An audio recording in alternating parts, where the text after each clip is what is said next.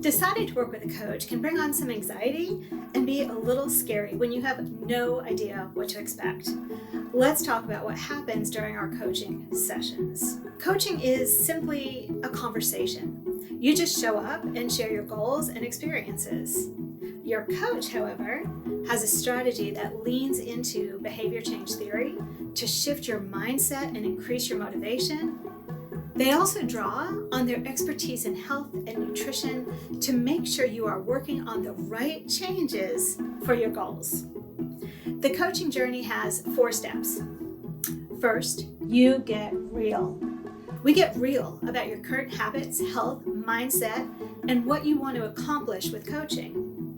This is how we know which changes have the biggest impact. Next, you get focused. You decide what success looks like for you, and we make an action plan with a series of small, simple changes that will lead you to success. This takes away the confusion and the struggle many have when changing lifestyle habits. Then you get going. You start keeping the promises you make to yourself, your coaching goals, with our support and guidance. And we will experiment with different approaches to find what works best for you. Along the way, you get consistent. Your new habits stick because you've learned strategies to be flexible, stay on track, and prevent boredom. We can help you keep healthy simple.